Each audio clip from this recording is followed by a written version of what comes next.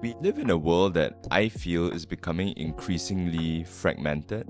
And if we're not careful, sometimes as believers, we draw a line around ourselves too. Jesus, by the way, is always with people who are not like him. I love that. So, I Yeah. think we should just say that as, Yes. as a starting point of this whole conversation. He's always with people who are not like him. Always. How do I connect with people who are not like me? Yeah. How do I connect with people that I don't agree with? Yep. And so both within the church and like outside the church, I think it's something that we need to wrestle with. And something that we individually and personally need to get much better at. Revelation says that heaven was filled with people from every tribe, like every tongue, like every nation. So heaven's going to be like full of people who are not like you. Yeah, good. So I think we better get used to it now. Hey, welcome to the Live Full podcast, where we talk about all things faith, family, and living fully the life God wants for you. On today's episode, we'll be talking about how to love and to win those who are not like us. And I think this is a really important conversation that we need to have in this day and age. And of course, I have my husband who is joining me today, and that's none other than Chris. Hey, welcome. Thank you. It's good to be here. And a really important topic actually to talk Yes. about. So we'll jump right in today, actually, go for and it. go right into this, because I think, a lot of times maybe we don't realize this, but we live in a society in a day and age where actually everybody is different, right? Whether you are in marriage, I mean, obviously we've talked about this many times on other episodes, right? Even in our own marriage, two of us are completely different, and that's why we, come into each other's spaces, and we rub against each other the wrong way, Yep. right? And that's normal. In your workplace, you might experience that. In school, even in church, Yeah. right? Some people think that, oh, maybe that's not the place you're going to find like differences. No, absolutely, right? Yeah. You don't control like who comes into the church. Anyone comes in, all from all walks of life, from different backgrounds, right? They carry different things on them. But more importantly, right, actually the people who don't know Jesus yet, they might have differences in opinions, in thoughts. But hey, how do we win them? Yeah, and we live in a world that I feel is becoming increasingly fragmented. That idea of us versus them, that idea of people becoming a lot more anchored and rooted along social lines, racial lines. And if we're not careful, sometimes as believers, we draw a line around ourselves too. Yeah. That, hey, we're Christians, you're not, you're in the church or you're not. And we need to be careful as believers not to fall into that kind of trap, because the Bible is actually full of examples of people crossing the bridge, right? Bridging the boundary. Good. And basically, like, how do I connect with people who are not like me? Yeah. How do I connect with people that I don't agree with? Yep. And so both within the church and like outside the church, I think it's something that we need to wrestle with, and something that we individually and personally need to get much better at. Yeah, about bridging the divide, right? I think even the role of social media obviously has played a very big part in that, because I've access to a lot more opinions.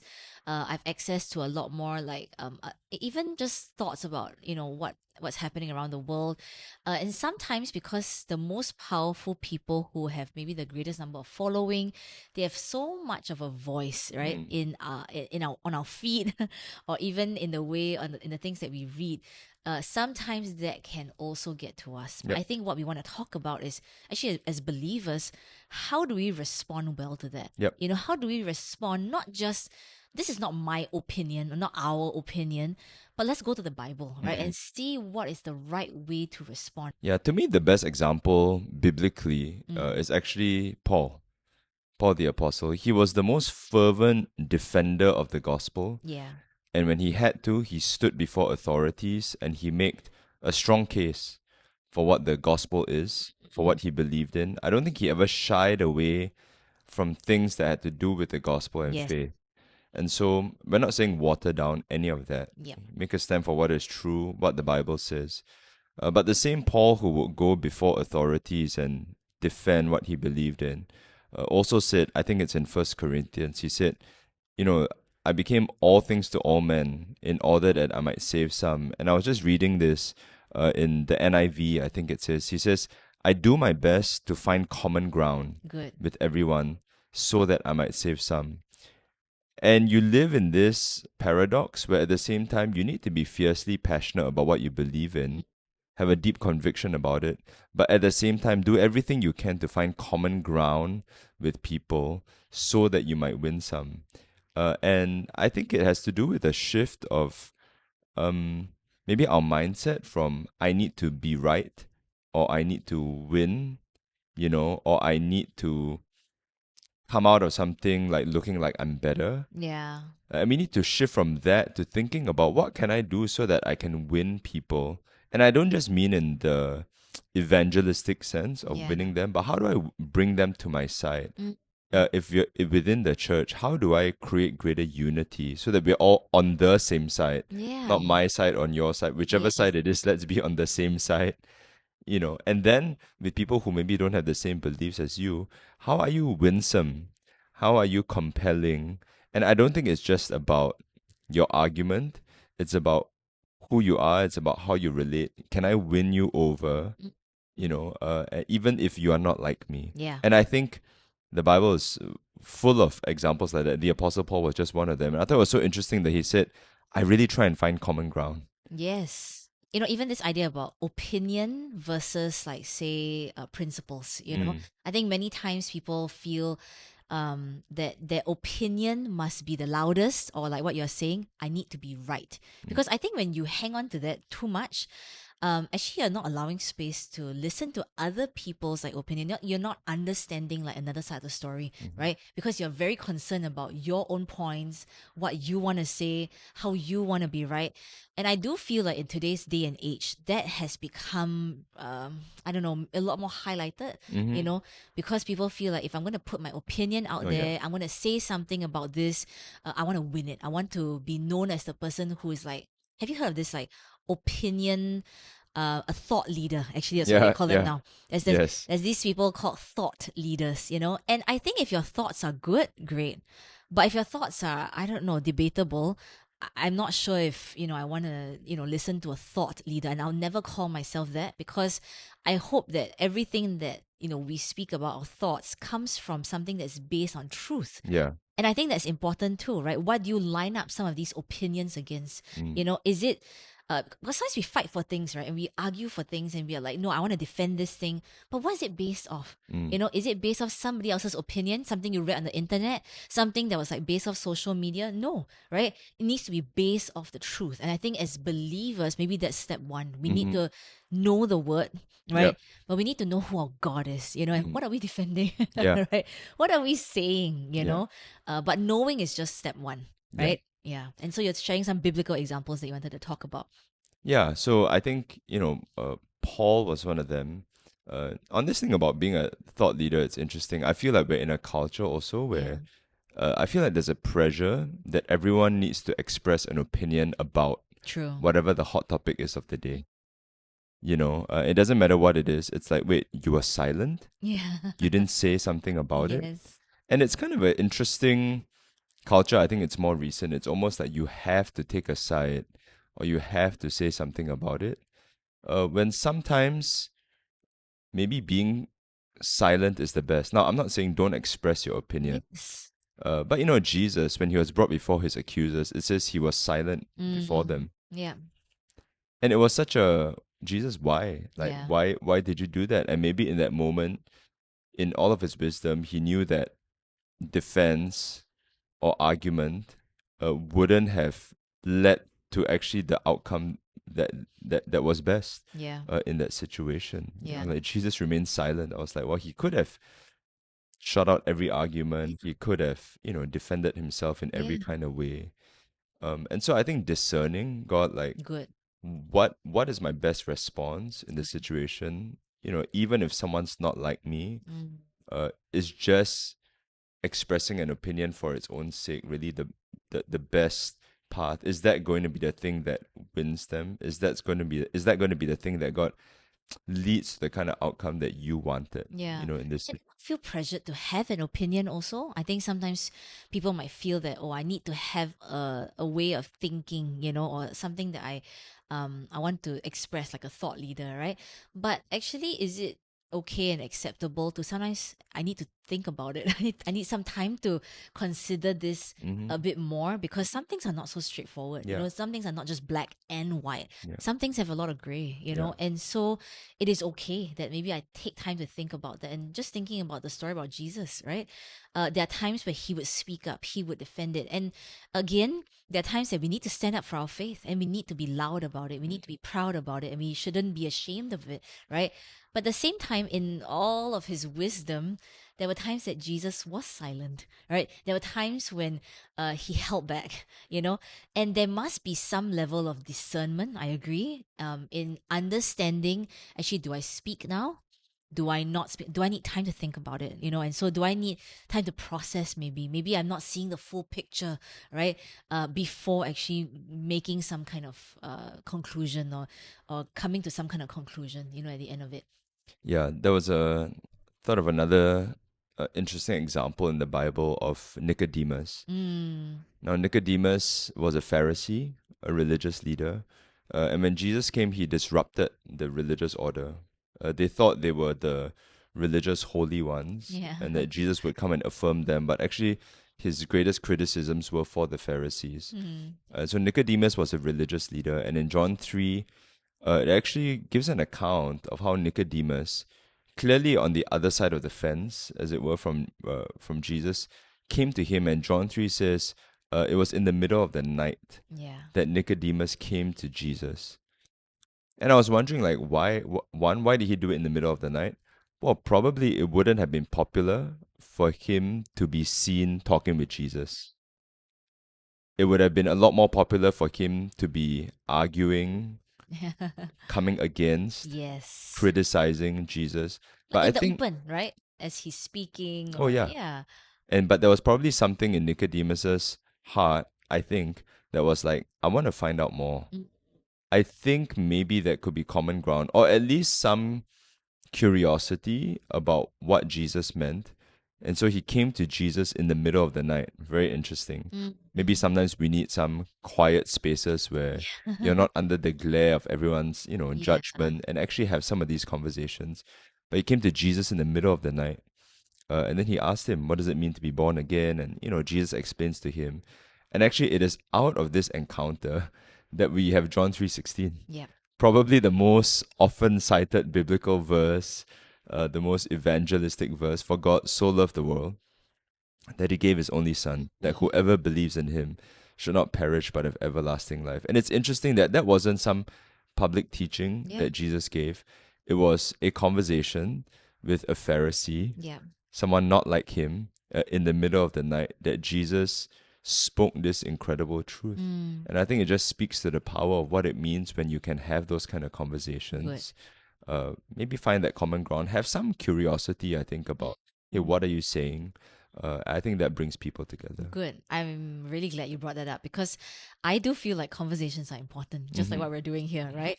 And why is it important? Because conversations opens up a way for understanding. Mm-hmm. It opens up a way to listen and not just make assumptions.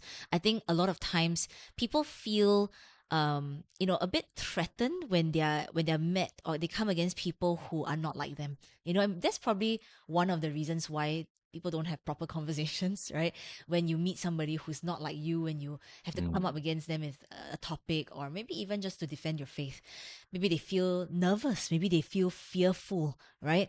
And so it kind of becomes the obstacle to then fully understanding and relating well with people who are not like you.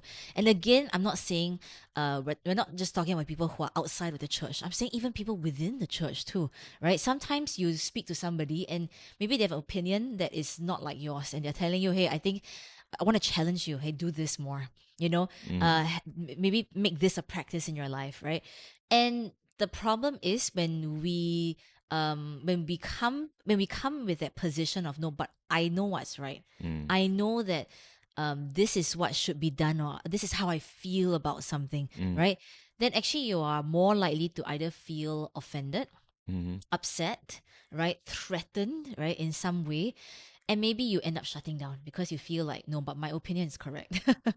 and the danger of it, right? Yeah. If Nicodemus never had that conversation with Jesus, he would have been stuck in a certain mindset, right? Oh, this guy Jesus, he's just coming here to, turn things upside down and then, ruin everything that we thought we knew was right. Mm-hmm. But yet, because of his curiosity, I just love that thought. Yeah. Because being curious is not a bad thing. Yeah. I think we Yeah. I think we underestimate the value of curiosity. Mhm. We all have it as kids.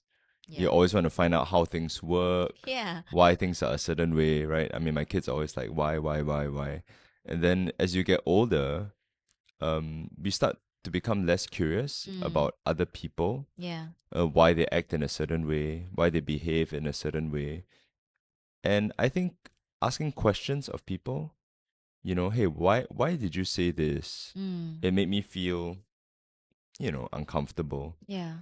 Maybe there's a backstory behind how people got to a certain place. Yes. Maybe there's a reason, a hurt, a wound, some kind of belief that came from a different place than we came from. Yeah. And being curious and asking these questions might actually help you find that common ground, as Paul says. It might actually help you find maybe a key to connect with that person. It might help you find a key that might lead someone to Christ. Yes. Like, what was that obstacle or that thing that was holding them back? Mm. But if you just assume, well, you are this way because you're just obstinate, or you are, just being difficult, or you are, if we jump to a conclusion too quickly, it's very difficult to find that common ground. And Yeah. so asking questions, I was thinking of John 4 when Jesus met the Samaritan woman at the well. John 3, he meets Nicodemus. John 4, he meets a Samaritan woman. Jesus, by the way, is always with people who are not like him. I love So, that. I Yeah. think we should just say that as, Yes.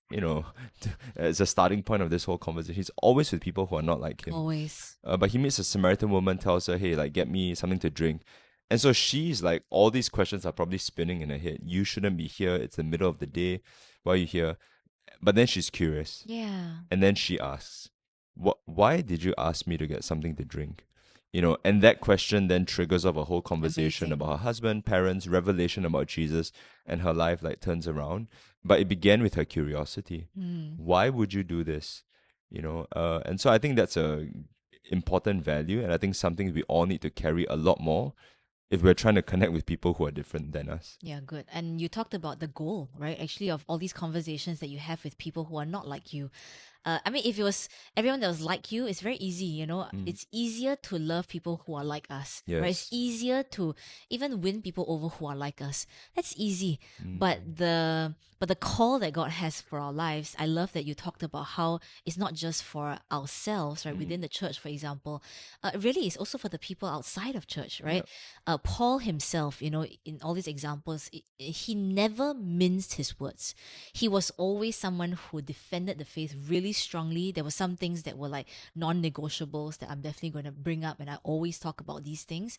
But just like that verse said, actually, he found common ground, right? And to some people that feels like compromise, Mm. right? To some people, it's like, oh, you are giving them a bit of ground now, But it didn't come from a position of like weakness when he tried to find common ground. Actually, it's a position of strength because it comes from a place of understanding, Mm-hmm. And I think that's almost like a shift that we need to have sometimes. Mm-hmm. You want to win people, you want to win the lost, reach the people who don't know Jesus. Then I think we need to let go of some of our own like presumptions. We need to let go of some of the things that we might be feeling. I thought of another verse in the Bible that talks about how actually believers, we are in the ministry of reconciliation. Oh, yeah. It's a powerful verse because reconciliation is I'm like a middleman, right? And I'm pulling two sides to the middle. Yep. I'm trying to bring two ends where they're far apart from each other. I'm trying to bring those two things into the same place, into the same position. Good. And I think a lot of times when we are trying when we're meeting people or talking to people, relating with people who are not like us, actually that's really the core of what we're doing, right? We're trying to reconcile something. And in reconciliation, it's usually used in a very it almost like a gentle way, you know.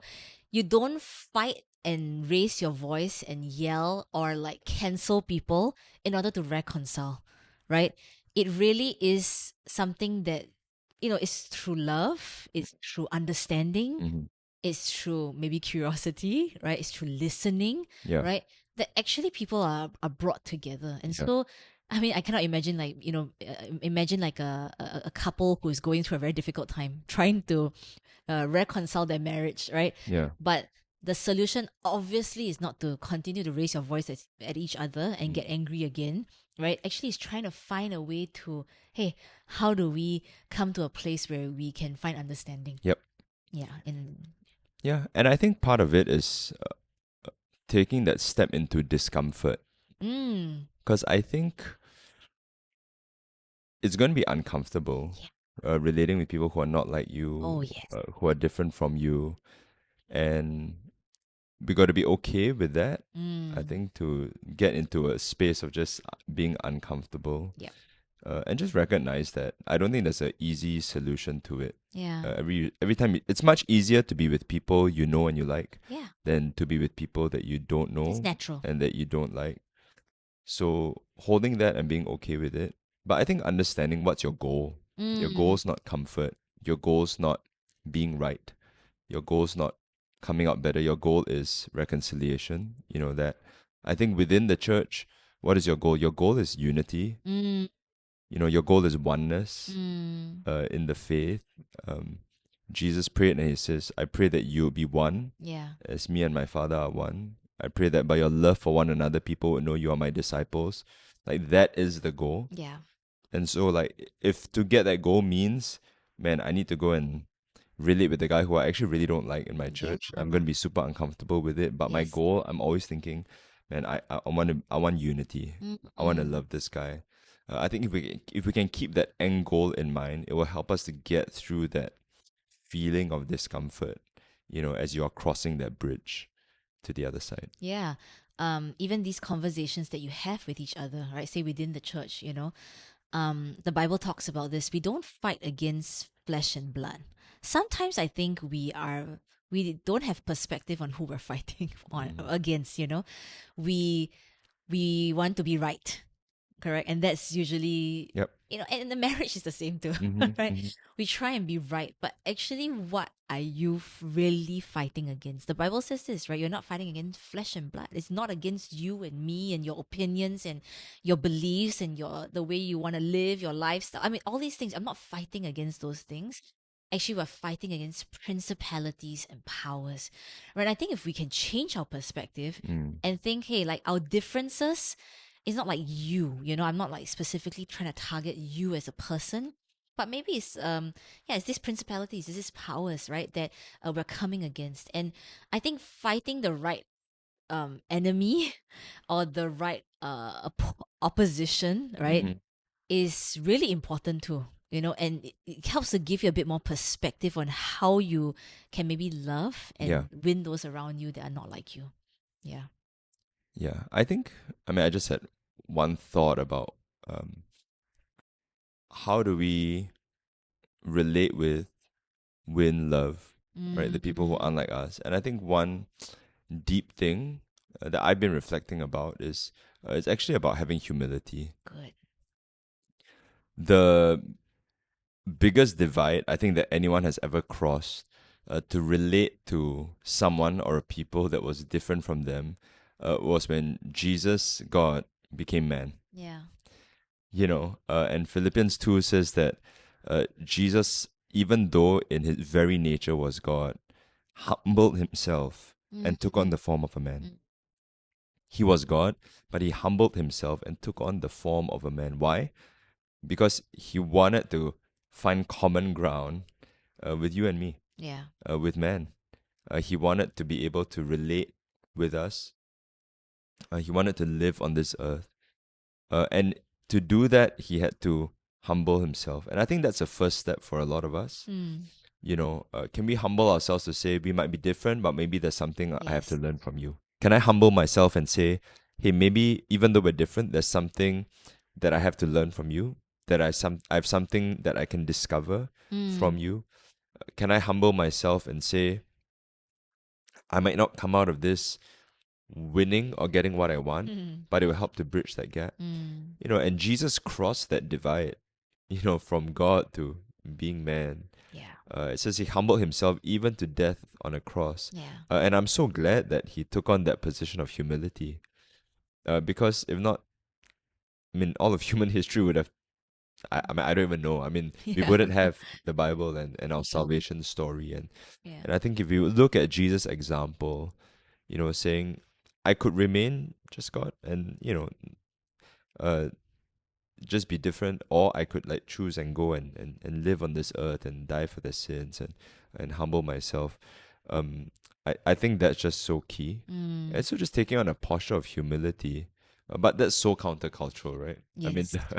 because you always worry, like, man, if I'm humble, are they gonna like chew me out? If Yeah. I'm humble, are they gonna like, you know, uh, come out better like than I am? But I think with that goal of being like, man, I wanna Be love. told that you're wrong. No, no one. Yeah. Yeah, Right.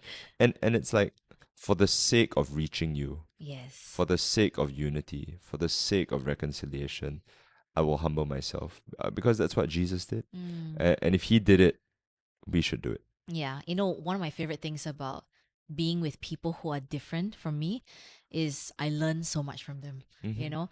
And I'm not shaking or compromising on any of my own like principles or values, but it's so powerful to have another perspective, another way of like thinking. Recently, I happened to be in a situation where I managed to talk to somebody from a different faith, you know, and I wasn't sharing about Jesus or anything like that, but it was an opportunity to just like hear their own life, their opinions, right, and all of that, and it was very eye opening for me because to be super honest, I think it's been a while since I've been in that situation, Hmm. and which is unfortunate, Yep. really. I think I should find myself and be more comfortable being in those situations more because I'm learning too. I'm listening. I am hearing. Yep. I'm showing like Jesus's love actually through these conversations, right? And so I think to almost have that posture of I want to learn. I want to understand. Hmm. I want to find a common ground, right? I want to be able to hear from you too. Because there's a time and place to stand up and defend your faith, I think, like just what we talked about Jesus. But there's also a time and place to listen, and to be able to find the a place where we can understand one another and be able to listen and get along with people who are not like you, and maybe give them a chance, right? Maybe I'll end off with this question. When are differences good? When is it that actually when we are different, actually is beneficial for us and it's a good thing that is different? Always. I mean, no, this was God's design. Yeah. This was God's design. He created us all different. And so by Mm-mm. his very design, we are different from each other. So I think that's just the nature of life. That's just the nature of the church.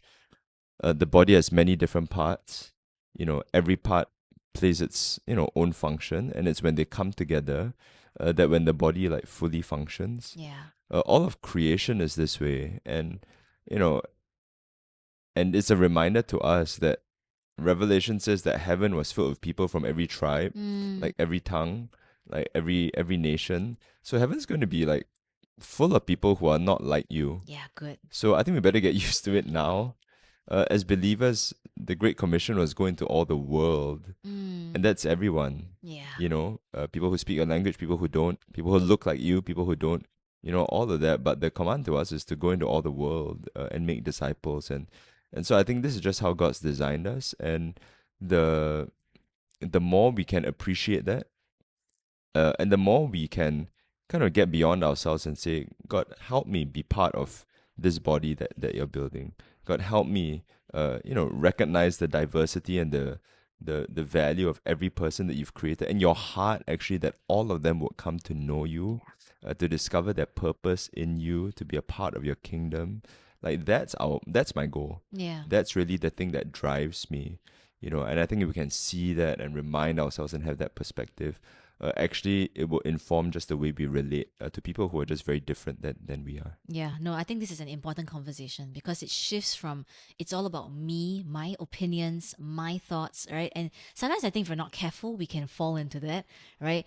And then not be able to see the bigger picture. God, what are you doing? Right? God, what are you saying in this situation? What are you gonna do in this person's heart, right? As I'm talking to this person, maybe their opinions are different. But God, what are you saying to them? What are you doing in this relationship even, right? That is for your glory, is for your good. Yep. And sometimes I think we need to zoom out a bit and not worry too much about how our opinions land or what my reputation might be if this person disagrees, right? But come out of ourselves and be like, okay, God, what are you saying, God? What do you want to do? What is your purpose, right, in this conversation? Because I love all the stories in the Bible that you've brought up. All of them didn't end up in, oh, Jesus is right, right? That was not the goal. But all of those stories ended up with people drawing closer to Jesus, knowing Jesus more.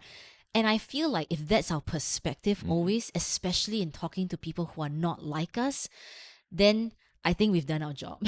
Yeah. We've brought people closer. People now know him more. Yeah. People like have a glimpse of what it looks like to love Jesus too and be in relationship with Jesus. Then that's what I want to do. That's the goal that we want to have. Great. Yeah. Yeah, Absolutely. and so, I hope that this conversation has helped others to, I think maybe understand a bit more about how we can relate and Yeah. love the people who are not like us. It's great. Yeah, and I hope this conversation has also helped you to live full.